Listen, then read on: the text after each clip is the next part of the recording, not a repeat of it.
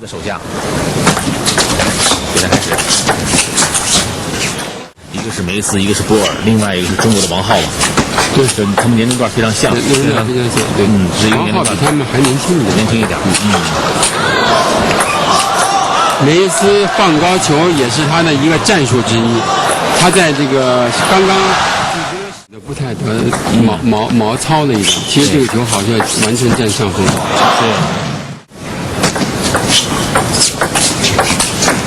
现在比分是波尔呢是5比4。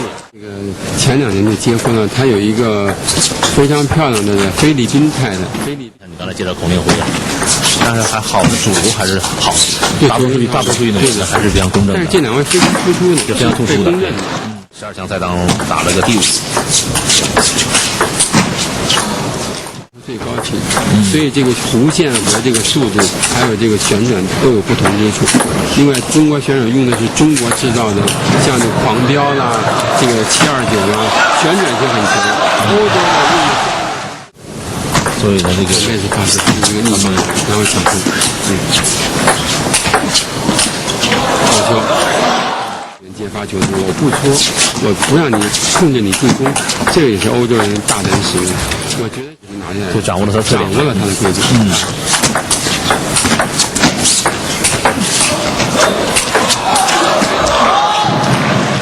那个俱乐部吸引的选手都是年轻选手，所以也就可以看到欧洲一些俱乐部或者是一些协会也在注意培养年轻选手。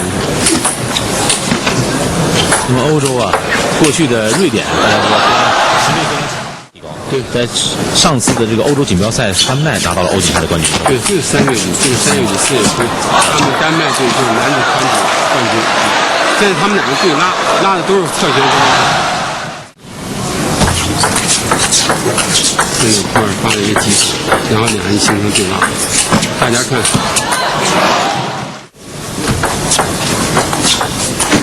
波尔，我看他发球的时候，他左手拍是挺有特点的啊。对，好像是横拍变成那种直拍的发球。对。对，然后相当于一人上手，2人就形成对拉。1板好。大概这个球就是输的可能性就很大，所以现在这个乒乓球好球，你看刚才看见，妹子发球，发了一个断球。普尔靠长，然后梅斯发动进攻，现在普尔退台了。但这个球现在看起来，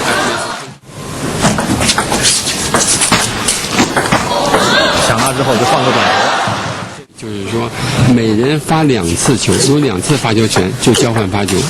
过去在打21分的时候是每人有5次发球权，所以现在的战术运用要有重新的一个布局。今天的球非常好看，打了一个长球之后，好球，短球，看高球。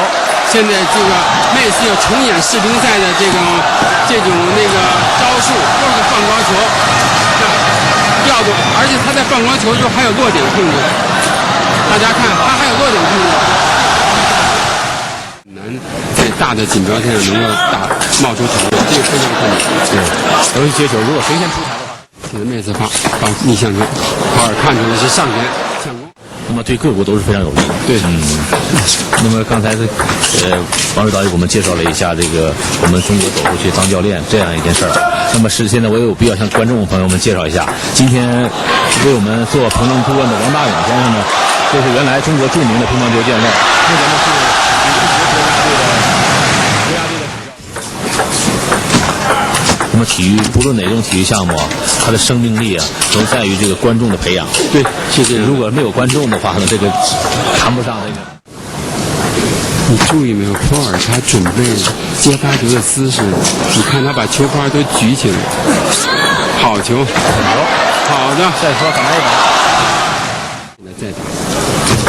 他从小就习惯这样，你看他上段球很快的。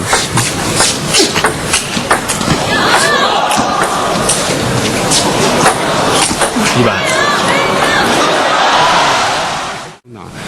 他都是打上去以后，他的比赛的场次打的特别多，这个打的地方体力消耗以后就容易受伤，在这种情况下呢，他为了满足现场的教育，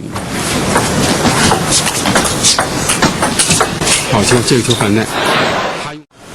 现在前面3局呢是梅斯暂时领先，发了短球，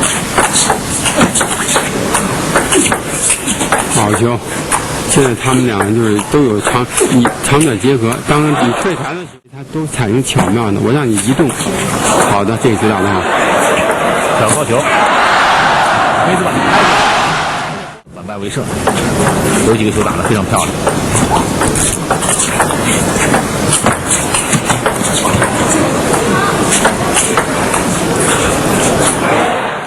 这个在顶级选手比赛当中，接发球这一环非常重要。他们两个人因为非常熟悉，又是同样两个左手，所以在接发球的时候呢，不会直接出现太多的问题。